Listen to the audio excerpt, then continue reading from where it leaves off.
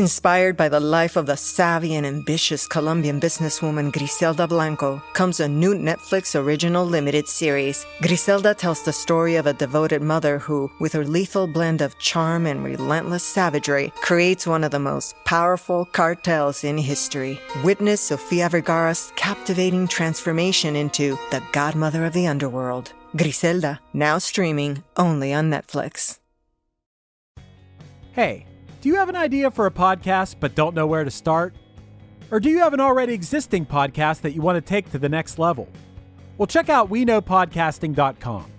From concept development to theme music to editing to logos, WeKnowPodcasting.com is a one-stop shop for all things pod. Don't hesitate to hit us up. We're very nice. We're here to entertain you. We'll sing your songs for good times, the best times. You can't go wrong. We'll two-step, a new step.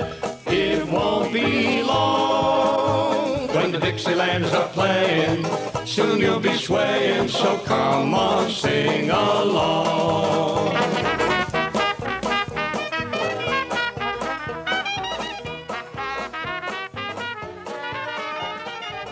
Hello, and welcome back to another episode of Before My Time, where I, your host, Kelsey Laurie, talks about things that I am obsessed with that happened before my time. This episode, we have a special guest on, Ashley Victorian Robinson, who is host of the podcast Geek History Lesson, and she's here to talk about her favorite sitcom, none other than MASH. I'm so excited for this one. Let's get straight to it.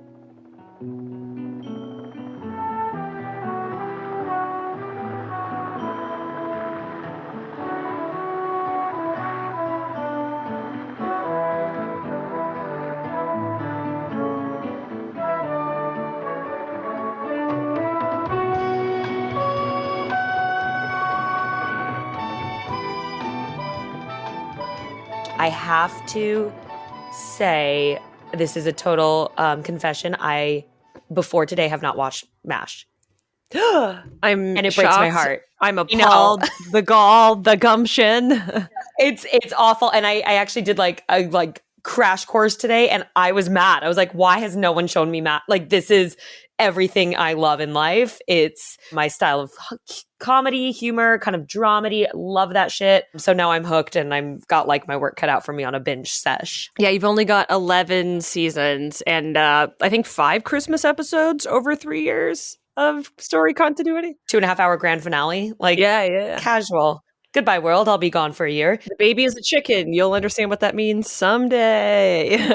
So MASH, for those of you who do not know, even I knew, not seeing it, but live under a rock, some people, was a movie in 1970. And then a TV show was created after that from 1972 to 1983. Like Ashley said, 11 seasons. That's a wild run. Like, a lot of shows don't get that kind of length and speed. And this is one of the highest rated TV shows in all of history. Yeah, when the finale happened, everyone in New York City flushed their toilets at the same time. And apparently that was not awesome. Really? Yeah, because they didn't want to go during the episode. So like 5 minutes after the sewer system was, that might be slightly apocryphal, but that's like the very famous story about the MASH finale.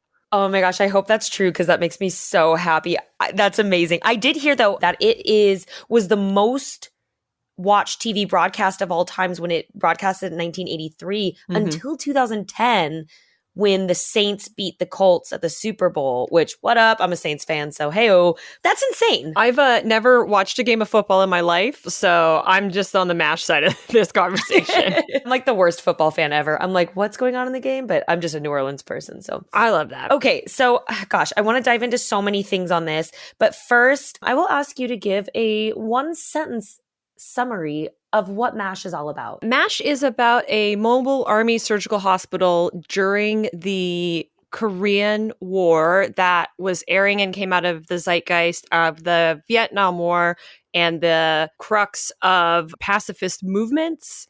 It is a dramedy. It leans a little more comedy in the beginning. I know that that sounds weird, but I promise you it is actually funny. To this day, it's like set up. There's a joke every 3 to 5 lines, and it follows a character named Hawkeye, who is a major on his journey to survive and to find the humor in the darkness. And there's a revolving cast after season 3 when they didn't renew a bunch of people's contracts. I'll know what that means soon, too.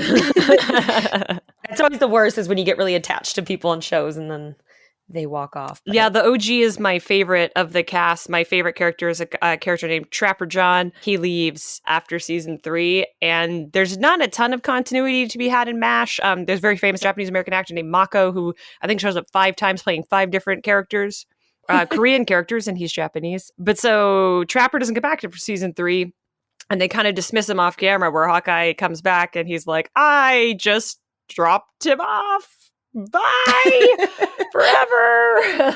I'm a fan of that kind of writing into shows where they're like, crap, we're just make it work and kind of write your way out of it. I know a lot of people, those kind of things make them angry, but I personally find a lot of amusement from that. Oh, well, this is the show for you then, my friend. You know what? I did watch a compilation of Hawkeye, like best of, and I was in stitches. Like, that's when I was like, this is my show, because he's a very Marx Brothers style humor of, and like you said, punchline, setup, setup, punchline, setup, punchline. And it's great. And it's a really difficult, a lot of people have noted this on the internet, and I'm not sure if you're a Scrubs fan, but I did see a lot of similarities. It's almost like Scrubs kind of found its vibe off of this, in my opinion, because it is a very dramatic setting. I mean, they are both hospitals, but this is also dealing with a war in the army, and they find a way to just make it light and humorous while still being able to make you cry and think and having that dramatic aspect, which I think is something really special for a show to do. Yeah, for sure. And I think you really nailed the tone where you said that there is an opportunity to make you think. Like, there is a admittedly clumsy episode from the first 3 seasons where Ron Howard, actually a very young, very adorable Happy Days era Ron Howard, is a gay character, and he's having some issues around that, and he comes into the hospital, and Hawkeye and Trapper, the big macho dudes who, part of the humor, it's a little crass, is that they do go through the nurses, who are recurring characters, that they are supportive of this young man, and they try to defend him in as much as one can in the 70s. And so sometimes it's really on the nose like that, and then sometimes it's a little more subtle. There's an episode where Trapper gets an ulcer, and they think he's going to be sent home, and so him and Hawkeye have to have their goodbye, and it is really heartbreaking because you realize that they're battle buddies and they'll probably never see each other again. And this hugely important part of their life is going to unceremoniously come to the close. And in the meantime, they're also knocking over the showers to see who might be naked in there some days. Which, again, I think is like the great, beautiful marriage of dramedies, is finding such serious moments and then being able to just be like, hey, we don't want to depress you too much, or vice versa when you're laughing. And then it's like, but life is still serious. And that's a great example of it, where, and kind of on that realm and that note, I did want to bring up, since you have seen all of it, kind of what the tone of, the men and women are in this show. And there's a lot of, kind of stabs and jabs at the sexuality, but it seems to be done in a way that's almost satirical, where, it's kind of they're not really thinking that way as writers, but it comes across, or, what are your thoughts on that? Yeah. And it is the type of media where you have to meet it for where it was. It was made in a certain time. Everyone who's not white is playing a Korean person, including some like Native Hawaiians, like there is that type of casting. I'm not going to pretend that there's not. Hot Lips Houlihan, her nickname is Hot Lips. And I mean, Loretta Swit, like she's a beautiful lady to this day. But, we maybe wouldn't do that as much now. And she is the only female lead. But if you could meet it where it is at the time, it is really progressive. There are characters who are a little more conservative. Hawkeye and Trapper also share a tent with this guy named Frank Burns. And there's a joke, Frank Burns eats worms. He's like a Bible thumping pain in the butt. And he then gets replaced by a character named Charles, played by If you're a Disney fan, David Ogden Stiers. Ew. R.I.P. Rest in power. What an icon. And he's really like snooty, like upstate New York kind of socialite-y guy. Mhm. So they do a good job at contrasting the types of classes of people who you see, which is what happens a lot in the military, particularly like this is set during a war that had a draft. So kind of nobody really wants to be there. Mhm. Something that I do give the show great credit for, in particular with its female set, is they have a featured extra who's basically one of those people that you see in the background a lot, never says anything, and doesn't have a name, who is played by a Hawaiian actress. And you see her a bunch in the first 3 seasons, and then they give her a name. She's Nurse Kelly. And then she gets a couple lines here and there. And Nurse Kelly was, I believe the actress is still alive, very cute, adorable. She's funny when they give her lines. And then she has a moment with Hawkeye in the final season where she is curvy. Mhm. She's a little chubby. Doesn't mean she's not beautiful. But Hawkeye's kind of like saying goodbye to her. They're like having this moment. And she's like, you never ever looked at me like that. You never even considered me the way you look at a lot of the other nurses because of the way my body, like she really calls him out for it. And for a show in the 80s, and to give it to a female character and a character of color is really remarkable. Yeah, that's really before its time, because I mean, I feel like Yeah. we're barely just now there. Yeah. And we're definitely like not all shows, right? Like not everyone's there yet. Right. And when it happened, like I really liked her once she became a real character because she's adorable and she's funny. And we were always like, yeah, Nurse Kelly, justice for her. Hopefully something happens to her. And it did. And she gets this like really incredible send off and becomes a real person. And then I'm going to throw forward to a modern comedy. If anyone out there loves Superstore, the character Sandra has kind of a similar arc and kind of looks like the woman who played Nurse Kelly. So it was really interesting when I started watching Superstore. She's kind of this featured extra, and then they give her a couple of lines, and then in the last couple of seasons, she's a full regular cast member who's getting married. Oh, that's So- awesome. I do love seeing those arcs Yeah, in yeah. shows. You're like, they stuck in there. And also in the entertainment business, which I am myself. That is not a correct sentence, Kelsey, but keep it in. We're cutting nothing out. No editing. I want to show my true, raw, terrible punctuation and grammar self. No, it's difficult to be booked on shows. And I have a lot of friends that are actors and constantly getting series regulars, extras, whatever. And it's a big deal to just be a reoccurring extra. And then to see them stick in and get that, it's like, yeah, there's always that kind of underdog rooting that I feel for them as well. So it's great. Exactly.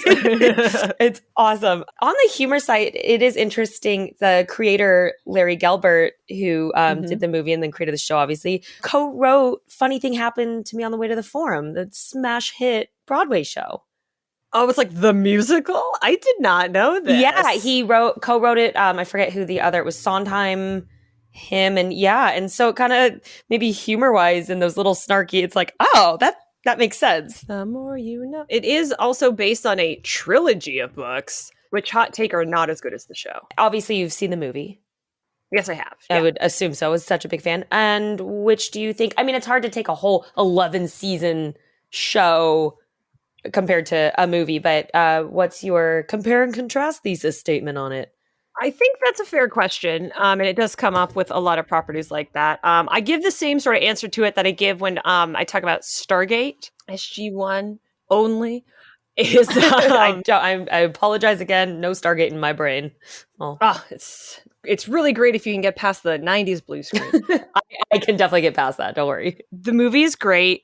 And obviously did enough heavy lifting to get the show greenlit. We appreciate my good countryman Donald Sutherland is in the movie. We love that. However, there's just such a swath of difference in the depth of storytelling and performance that you can get when you have that much time invested. So for me, the movie's great, but it's kind of like the unaired pilot, to this series. And I know the Robert Altman fans are like screaming into their phones right now. But for me, the show is way better. And I think Altman stuff is quirky weird. And the show, I think, is more, and perhaps because they were trying to strike a broader audience, network TV, 1970s, it's a little less esoteric. And then toward the end, when it gets a little more maudlin and they're really trying to we really get into Hawkeye's War is Hell, kind of moments, I think it delivers a stronger message if you stick around all the way to the end as well. But I would say if you like one or the other and if you like the show and you're not engaging with the movie or vice versa, I think you're doing yourself a disservice in where the characters go and what gets done with them, particularly with Hawkeye and with Hot Lips. They are some of the only two characters, the two main characters who stick around the whole time. They get a lot of really interesting mileage out of them and their relationship to each other. I love a character relationship where they could have been but never were, or when they're two characters who are maybe not necessarily like destined to be romantically involved, but they understand each other better than anyone else in the world. Like I think of Justified like that, like Boyd and Rayland are like that, and that's what those characters wind up being. And in the beginning and in the movie, she's just the babe and he's just like the young hot doctor who's picking on her. And to see them go on that arc together, and then because the end is a very famous shot, right, where they spell goodbye out with the rocks as the helicopters move away. To know that like they will never see each other again, I think that's like devastating. That is devastating. I mean, let's go to like when we're kids and you go to summer camp for a couple weeks and you make these bonds because she went to summer camp to be rich. Yeah. I mean, okay, maybe a little bit. No, I'm just kidding. She's like, let me tell you about Gucci. And my diaper bag was, no.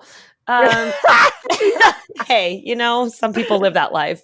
Not me. I'm going to just put that up there. I love that for them. I do love that for them. That's good for them. No, but I could imagine relating your whatever age you did or did not, just pretend you went summer camp self and you make these strong bonds over bunk beds and campfires, but it's something now magnify that to war summer camp, which is like, I can't, you going through something that traumatic with another human being is a bond that nothing else would come close to. No one else could understand it or experience it unless they've experienced it.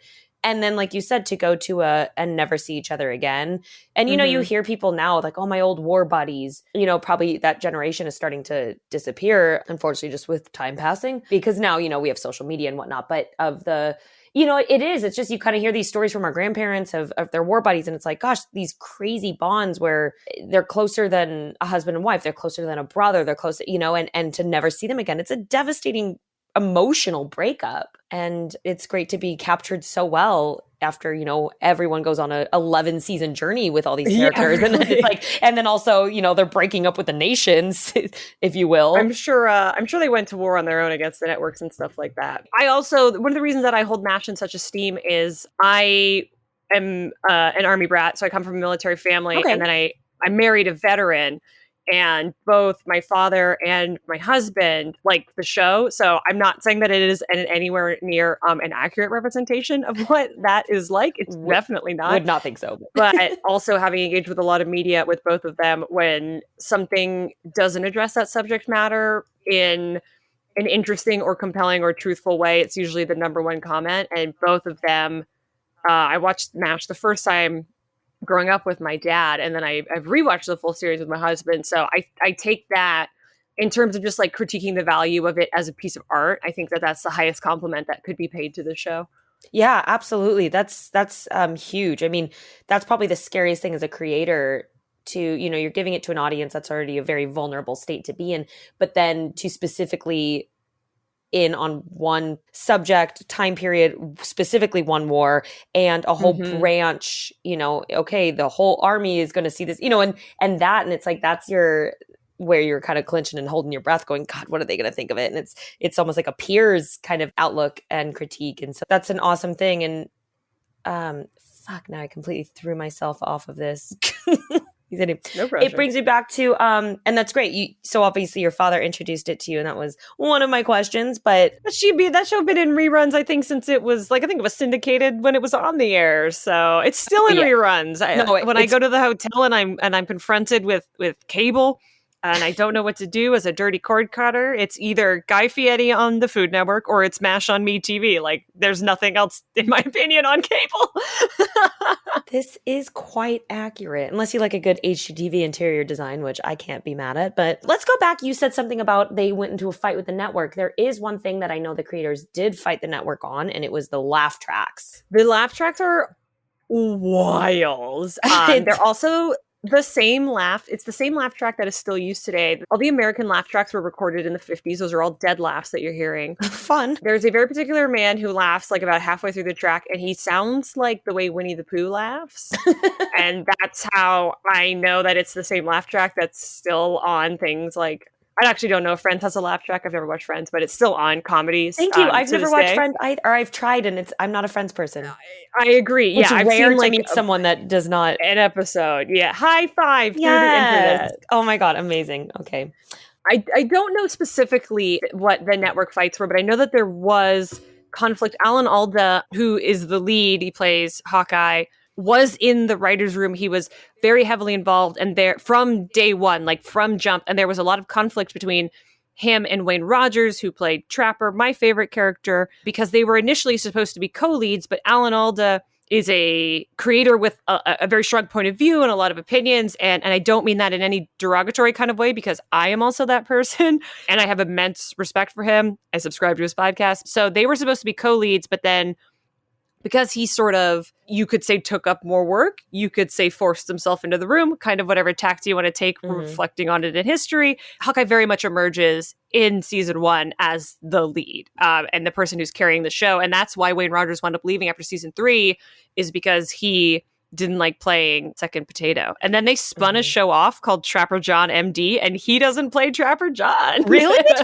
Yeah, some other guy who, I don't know, womp womp. plays him. Yeah, so he was my favorite. I thought he was really cute, so I was bummed when he left. Darn, I know. We all want to be the number one guy, though. That is really interesting. Yeah, I did see too that if you have the DVD series, there is an option to turn the laugh track off. Yes, And that is true. Extremely interesting. And they did, the only thing that they got against the network is that there was no laugh tracks in the OR room. They said they can't assume or imagine that there would be a world where people are laughing when there are guts spewed out on an operating table. And I thought that was actually a really good compromise and a very respectful compromise. Yeah, it feels shockingly sensitive for a network. Especially when already, like you said, it is, very par the time, but, when other things are being jabbed at or said or commented and you're like, whoa, what? But you're like, okay, 70s, but it's an awesome, I think, compromise. And I really liked that when I read it. I was like, that's awesome. Let's just quickly, because I like facts, let our listeners know that it was set, obviously it's set in South Korea, but it was filmed in Calabasas. Malibu State Creek Park, baby. I love it so much. It's my favorite hike in LA. Is it really? I gotta try that. Yes. It's so good. It is also if you hike in from the main entranceway, or if you're don't want to pay to park like me and you park on the little roads up the side, you walk in by what was once a creek bed before global warming, and that little creek bed where you turn past the porta potties is where in the Planet of the Apes movie, it's where the apes chase Charlton Heston down and they throw the net over top of him. Like there is a DS9 was all over. Like there's like a billion things that have shot in Malibu State Creek Park, but most famous are Planet of the Apes. And then the hike culminates at the MASH site, and there's a nice little the sign is there with all of the arrows. They have it mapped out where all the tents were, and then you can, like in the opening sequence, you can run up and be radar and take your picture between the two mountains, and I have a bunch up there. Oh, you're like, and I do it every Sunday. I think I've been 4 times this year. Oh, nice. Hey, you wanna hike MASH site? You call me anytime. Oh my gosh. Go. Oh, done. I'm like dying. I love hikes. For real. Yeah, no, for real. Yeah. Great. We're friends. We don't like Friends and we're friends. This is going to exactly. work. It's perfect. So I did see too that there was written in the final episode, the lovely 2.5-hour episode, Goodbye, Farewell, and Amen. They wrote in a fire, but that was because there actually was, in true California style, a fire, because we love to burn. There's CaliforniaOnFire.com.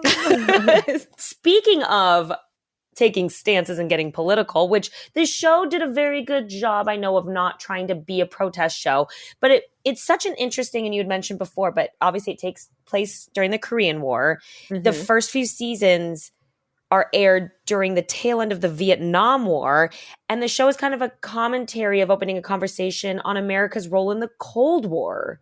That's a lot of stances and tension and political craziness. I mean, it being aired during the Vietnam War alone is like, how did they get away with it almost? Because there's such a protest then. And here they are kind of, I think because it was done so well, and that just shows what a great show it is, and writing and direction, that they can take something so heavy that's being so heavily protested and have a hit show off of it. Because I've been trying to like construct a joke in my brain where I'm like, well, that's what happens when you let the liberals be in charge. But someone will think I mean that seriously. So I'm not going to commit to it. That's why I told you soapbox over there. And I'm like, yeah, I'll go this way. I don't even, nope.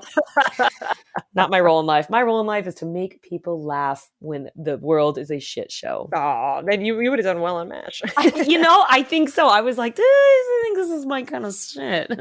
I also think they probably got a bit of leeway because they were coming off a really successful movie. So the property was already popular before the show even aired. And then it was incredibly popular from its first season. And you know that when those network numbers are up, or those streaming numbers that Netflix will never show us are up, you can get away with a little bit more if they're not putting you on the bubble all the time.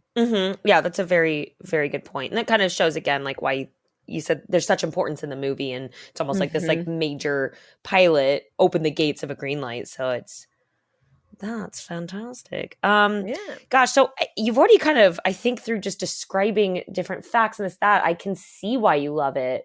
Is there any other thing we haven't touched on why you love MASH so much? I love it because I have what has been referred to as an uncanny valley of comedy. Things that normal human people think are funny, I don't. Friends usually being my classic example of it. And so MASH actually makes me tee-hee-hee. It makes me laugh so hard. I admire it as a performer and as a writer. Like there's always something to be taken away from it. And what I especially admire about it for the time is it does show male affection but not in a way that's like, but no homo though. Like the boys, I say boys, they're like 35-year-old men, genuinely love each other and care for each other. And it's why my favorite episode is like the one where Trapper gets an ulcer. They're going to send him home and Hawkeye cries when he's saying goodbye to him. And then I love dynamics. Like I love Sherlock Holmes and John Watson. I love Frodo and Sam. I love that bond of fraternity. And I think that's JD something that and Kirk on Scrubs. I haven't watched Scrubs, so I'm going to say similarities there. Yes. But no, they have they sing a song on a musical episode called Guy Love. Like they love each other more than one of their wives. Like she's complaining that, anyways. And it encompasses that. And it also encompasses all of the noble things that I ascribe to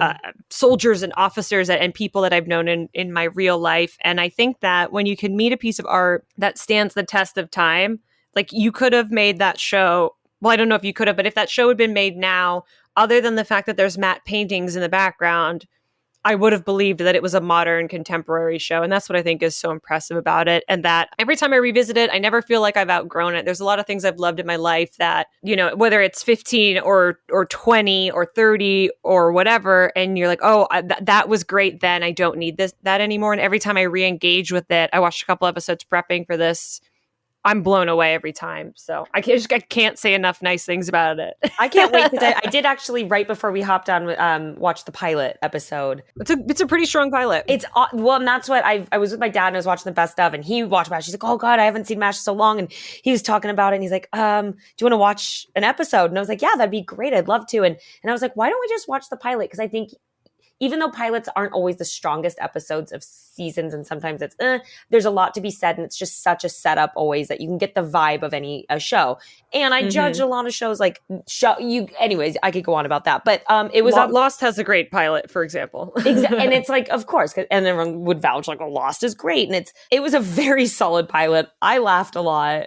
I really got to feel like I'm like, okay, I know who these characters are going to be, at least for the first 3 seasons until there's a shift. But yeah, I thoroughly enjoyed it, and I cannot wait to dive into it more. Please tell me what your thoughts are when you see it. I want to know. I have to know now. Oh, I will. I'll be like, here's my thesis paper that I wrote up. I was up till 2 a.m. But a lovely thing about the show is there's, even the characters you like a little less, there's value in all of them, and they all really add to the show. Nobody's there detracting from the show.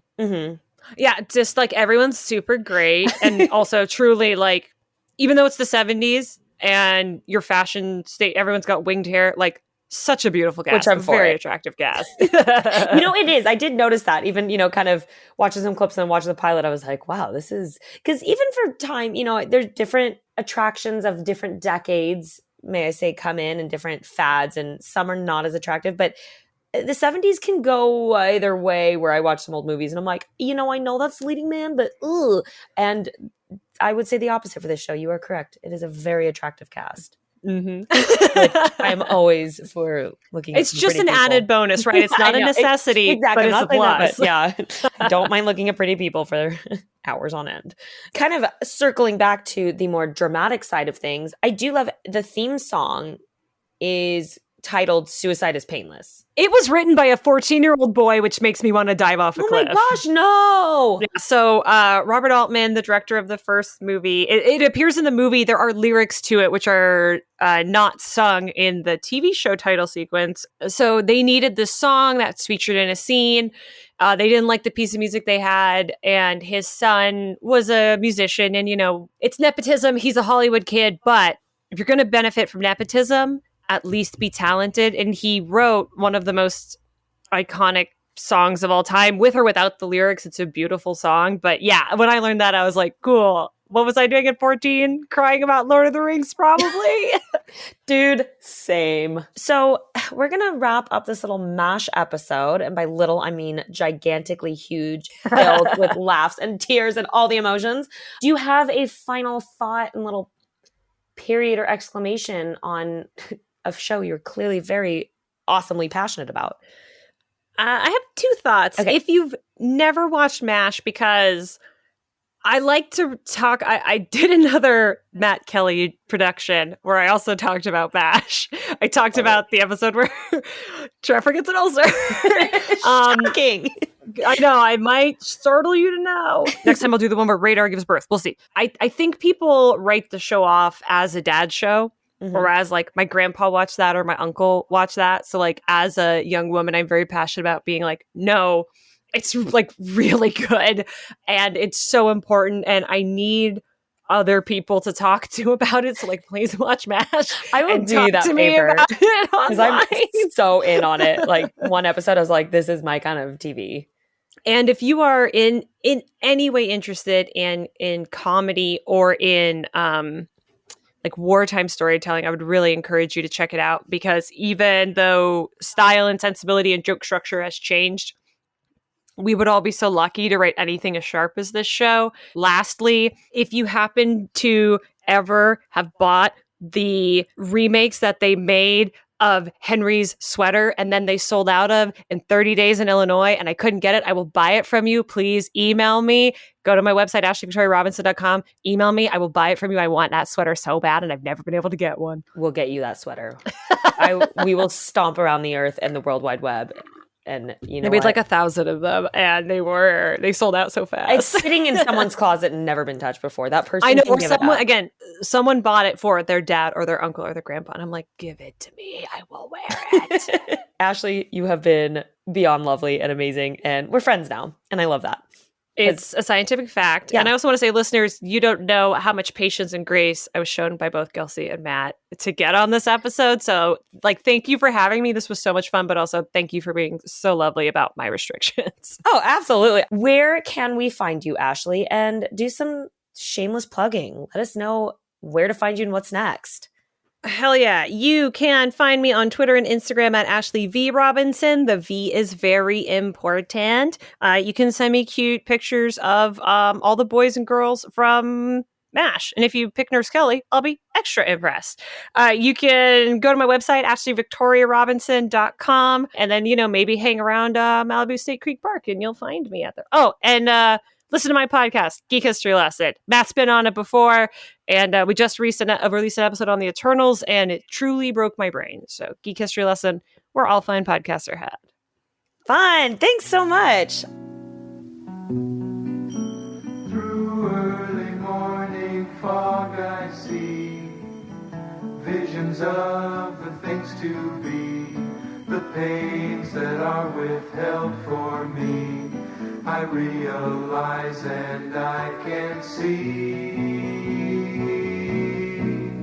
that suicide Suicide is painless.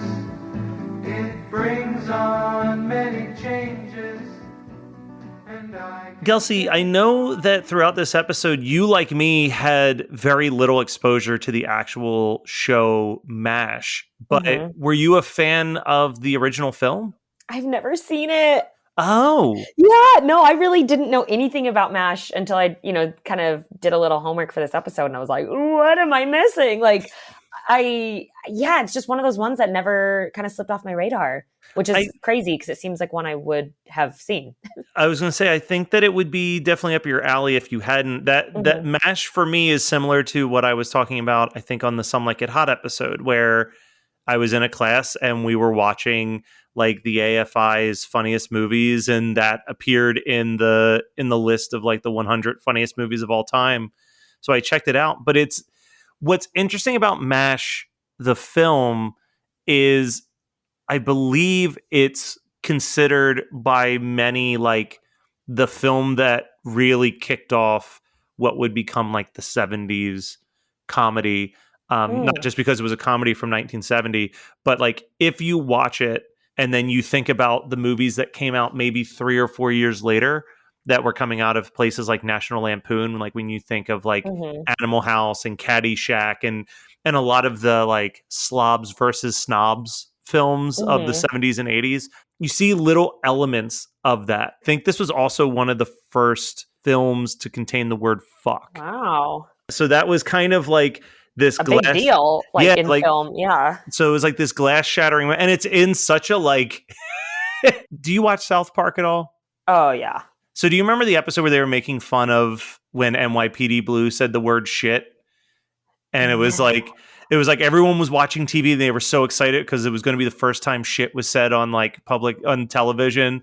And then like it all builds up to it. And the guy's like, oh, by the way, you got some shit there on your cheek.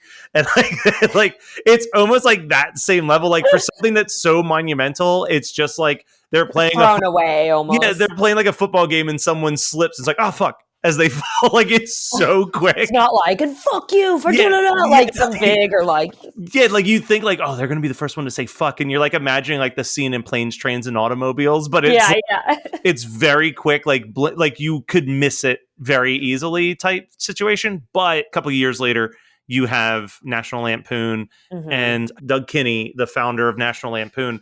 Like he really pushes comedy into this whole other stratosphere. And for better or for worse, I think some of those movies obviously didn't age the greatest.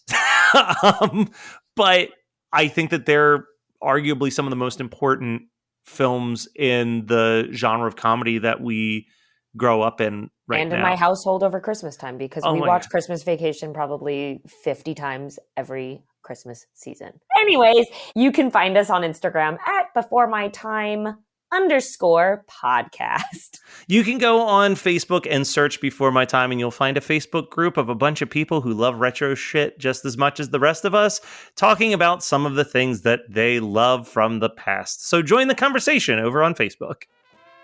And on that note, over and out. Bye.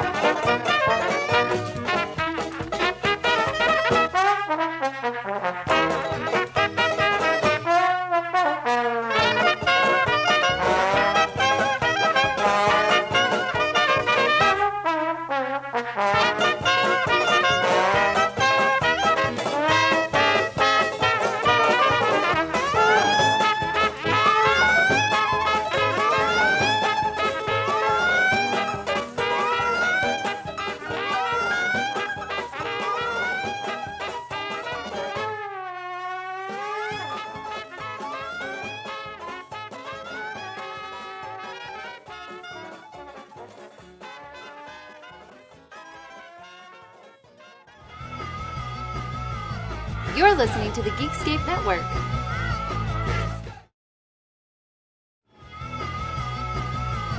You're listening to the Geekscape Network.